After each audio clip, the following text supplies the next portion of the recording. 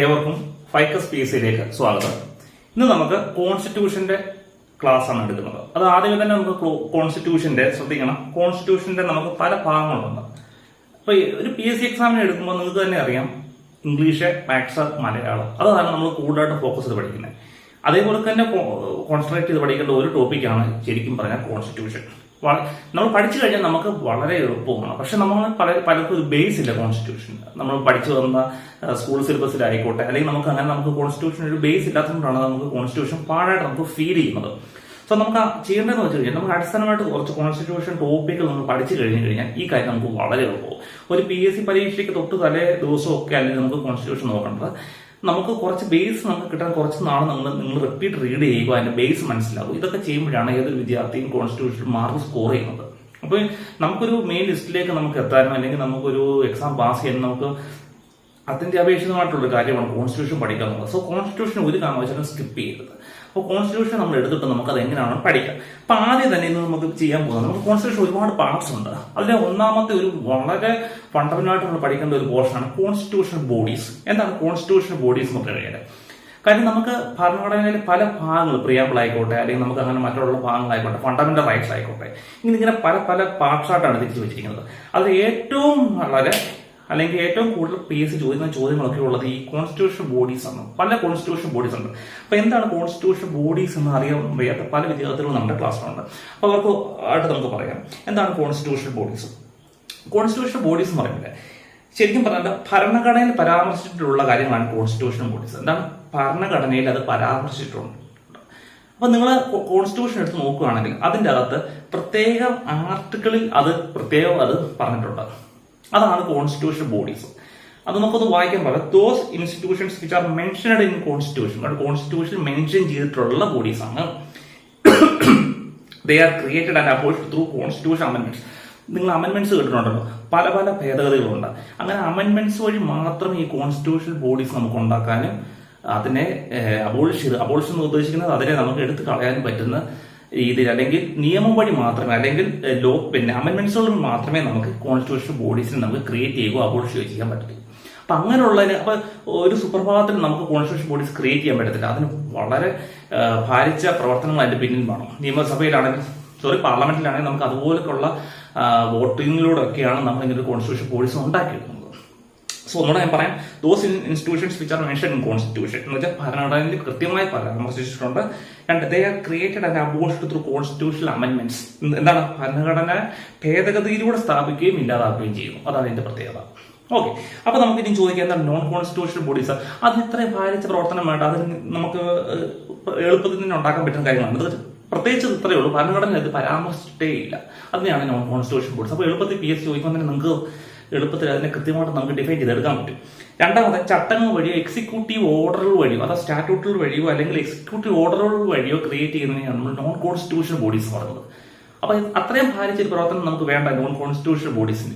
അപ്പൊ അതുകൊണ്ടാണ് നമുക്ക് കോൺസ്റ്റിറ്റ്യൂഷൻ ബോഡീസിന് ആവശ്യം നമ്മൾ അറിഞ്ഞിരിക്കണം എന്ന് പറയുന്നത്. കാരണം ഇതാണ്, അത് കുറച്ചുകൂടി ഇമ്പോർട്ടന്റ് ആണ്. ഇനി നമുക്ക് പറഞ്ഞ നോൺ കോൺസ്റ്റിറ്റ്യൂഷൻ ഇൻസ്റ്റിറ്റ്യൂഷൻസിനെ വീണ്ടും പലതായി തിരിച്ചിട്ടുണ്ട്. കാര്യം എക്സിക്യൂട്ടീവ് ബോഡീസും സ്റ്റാറ്റ്യൂട്ടറി ബോഡീസും എന്നൊക്കെ പറഞ്ഞ് പലവരായിട്ട് ഇങ്ങനെ തിരിച്ചു വെച്ചിരിക്കുകയാണ്. അപ്പൊ നമുക്ക് തുടക്കക്കാർക്കൊന്നും നമുക്ക് ആദ്യം അതിലേക്കൊന്നും പോകണ്ട. നമ്മൾ എന്താണ് കോൺസ്റ്റിറ്റ്യൂഷൻ ബോഡീസ് നമുക്ക് നോക്കിയാൽ മതി. ഇത്രയും കാര്യങ്ങളാണ് കോൺസ്റ്റിറ്റ്യൂഷൻ ബോഡീസ് എന്നുള്ളത്. നിങ്ങൾ നോട്ട് ചെയ്ത് നോക്കണം. ഒന്ന്, കൺട്രോളർ ആൻഡ് ഓഡിറ്റർ ജനറൽ. ഇതൊരു കോൺസ്റ്റിറ്റ്യൂഷൻ ബോഡിയാണ്. കൃത്യമായിട്ട് PSC വർഷങ്ങളായിട്ട് ഏത് PSC പരീക്ഷ എടുത്താലും നമുക്ക് അതിനകത്ത് കൃത്യമായിട്ട് വരും. രണ്ട്, അറ്റോർണി ജനറൽ കോൺസ്റ്റിറ്റ്യൂഷൻ ബോഡിയാണ്. അതുപോലെ അഡ്വക്കേറ്റ് ജനറൽ ഒരു കോൺസ്റ്റിറ്റ്യൂഷൻ ബോഡിയാണ്. ഇലക്ഷൻ കമ്മീഷൻ ഓഫ് ഇന്ത്യ ഒരു കോൺസ്റ്റിറ്റ്യൂഷൻ ബോഡിയാണ്. State election commission, union public service commission, state public service commission, finance commission, state finance commission and GST council. ഇതൊക്കെയാണ് ഇതിൻ്റെ അകത്തുള്ളത്. പിന്നെ നമുക്ക് ഒന്നുകൂടെ national commission for scheduled caste അഥവാ NCSC, അടുത്ത national commission for scheduled tribe, പിന്നെ national commission for backward classes. ഇത്രയും സംഭവങ്ങളാണ് നമുക്ക് പഠിക്കാനുള്ളത്. ഇത്രയും കാര്യങ്ങൾ നമ്മൾ പഠിച്ചു വെച്ച് കഴിഞ്ഞാൽ നമുക്ക് കോൺസ്റ്റിറ്റ്യൂഷൻ ബോഡീസ് എന്നുള്ളത് സെറ്റായി നമുക്ക് മാറും. ഇതാണ് നമുക്ക് ആദ്യമേ നമുക്ക് ചെയ്യേണ്ടത്. അപ്പൊ ആദ്യമേ തൊട്ട് നമുക്ക് ഇത് ഫോക്കസ് ചെയ്ത് നമുക്ക് പഠിക്കുകയാണെങ്കിൽ തീർച്ചയായിട്ടും കോൺസ്റ്റിറ്റ്യൂഷൻ നമുക്ക് ഈസി ആയിട്ടുണ്ട്. അപ്പൊ ഒന്നുകൂടെ ഞാൻ പറയാം, കൺട്രോളർ ആൻഡ് ഓഡിറ്റർ ജനറൽ. അപ്പൊ അത് കൃത്യമായിട്ട് ഭരണഘടനയിൽ പരാമർശിച്ചിട്ടുണ്ട്. ആർട്ടിക്കിൾ പറയാം, ആർട്ടിക്കിൾ 148. ആർട്ടിക്കിൾ ആർട്ടിക്കിൾ 148 കേട്ടോ. ഇതാണ് കൺട്രോളർ ആൻഡ് ഓഡിറ്റർ ജനറൽ എന്ന് പറയുന്നത്. അടുത്ത അറ്റോർണി ജനറൽ ഇതേപോലെ തന്നെ ആർട്ടിക്കിൾ 76 കണ്ടോ. അപ്പൊ ഈ നമ്മൾ കോൺസ്റ്റിറ്റ്യൂഷൻ എടുത്ത് നോക്കുമ്പോഴേ അത് തന്നെ കോൺസ്റ്റിറ്റ്യൂഷൻ എടുത്ത് നമ്മൾ നോക്കുമ്പോൾ ഈ ആർട്ടിക്കിൾ 148 വഴി പരാമർശിച്ചേക്കുന്നതാണ് നമുക്ക് attorney general of India controller and auditor general of India പറഞ്ഞ മനസ്സിലാവും. ഇങ്ങനെ കൃത്യമായ ആർട്ടിക്കിളുകൾ കാണും ഇതിനകത്ത്, വേറെ ഒന്നും അങ്ങനെ കാണത്തില്ല. പിന്നെ അടുത്ത അഡ്വക്കേറ്റ് ജനറൽ ആണ്. ഇതൊക്കെ നമ്മൾ ഓർഡറിൽ പഠിക്കാം. ഇത് ഞാൻ കൃത്യമായിട്ട് നമുക്കത് പറഞ്ഞു തരുന്നേ ഉള്ളൂ. Controller and auditor general 148, attorney general 76, advocate general 165, election commission of India 324, state election commission 243 union public service commission article 315, state public service commission article 315, finance commission article 280, state finance commission article 243 GST council 271 പിന്നെ national commission for scheduled caste 338 article, പിന്നെ national commission for scheduled tribe 338 പിന്നെ national commission for backward classes 338 ഇതാണ്. ഇത്രയാണ് ആർട്ടിക്കിളുകൾ നമ്മുടെ constitution ബോഡീസിനെ കുറിച്ച്. അപ്പൊ നമ്മൾ ഓർഡറിലാണ് നമ്മൾ ഇതിന്റെ അടുത്ത് പഠിക്കുന്നത്. ഓർഡറിലാണ് എടുക്കുന്നത്. ഇതിന് നിങ്ങൾക്ക് ആദ്യമേ നിങ്ങൾക്ക് തുടക്കത്തിൽ നമ്മൾ പറഞ്ഞു തന്നത് എന്താണ് കോൺസ്റ്റിറ്റ്യൂഷൻ ബോഡീസ്, അതിന്റെ എന്ത് പ്രാധാന്യമാണ്. PSC ചോദിക്കുന്നത് ശരിക്കും നമ്മളോട് ആർട്ടിക്കിൾ നേരിട്ട് ചോദിക്കാം. Controller and auditor general of ഇന്ത്യയുടെ ആർട്ടിക്കിൾ നിങ്ങളോട് തരാം. ആർട്ടിക്കിൾ 148 തരാം, ആർട്ടിക്കിൾ 76 തരാം, 165 തരാം. അപ്പൊ നിങ്ങൾക്ക് കൃത്യമായിട്ട് അറിയാമെങ്കിൽ നിങ്ങൾക്ക് 148. ഒരിക്കലും നമുക്കിത് ഗസ് ചെയ്യാൻ പറ്റത്തില്ല. PSC നമുക്ക് ഗസ് ചെയ്ത് നമുക്ക് ഫാക്ടുകളെ ഒരിക്കലും ഗസ് ചെയ്ത് നമുക്ക് എടുക്കാൻ കഴിയത്തില്ല. അപ്പൊ ഫാക്ടായിട്ട് തന്നെ പഠിക്കാം. ഗസ് ചെയ്യുവാണെങ്കിൽ നമുക്ക് ഫാക്ട് അറിയാവുന്നവർക്ക് നമുക്ക് ഗസ് ചെയ്യാം. ഫാക്ട് അറിയാമെങ്കിൽ നമുക്ക് കുറെ കാര്യങ്ങൾ നമുക്ക് എലിമിനേറ്റ് ചെയ്യാൻ പറ്റും. പക്ഷെ ഇവിടെ നിന്ന് ആർട്ടിക്കിൾ അറിയാത്ത ഒരാൾക്ക് രക്ഷപ്പെട്ട് ഇവിടുന്ന് പോകാൻ പറ്റത്തില്ല. സോ ഇങ്ങനെയാണ് നമ്മൾ ഇത് ഫണ്ടമെന്റൽ അല്ലെങ്കിൽ നമുക്കൊരു ഒരു സ്റ്റെപ്പ് ബൈ സ്റ്റെപ്പായിട്ട് നമുക്ക് കോൺസ്റ്റിറ്റ്യൂഷനെ പഠിക്കാൻ പറ്റുന്ന കാര്യം.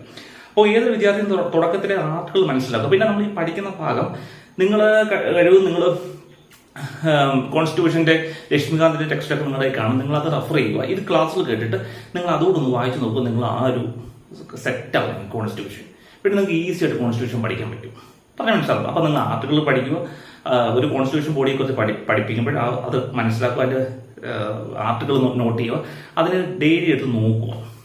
അപ്പൊ നിങ്ങൾക്ക് ഈ ടോപ്പിക്ക് നിങ്ങൾക്ക് സെറ്റ് ആയിരിക്കും. ഇങ്ങനെയാണ് നമുക്ക് കോൺസ്റ്റിറ്റ്യൂഷൻ പഠിക്കുന്നത്. അപ്പൊ ഇത് ഞാനൊരു ഫസ്റ്റ് പാർട്ടിൽ ഞാൻ തുടക്കം ഇടുകയാണ് കോൺസ്റ്റിറ്റ്യൂഷൻ ബോഡീസിനെ കുറിച്ച്.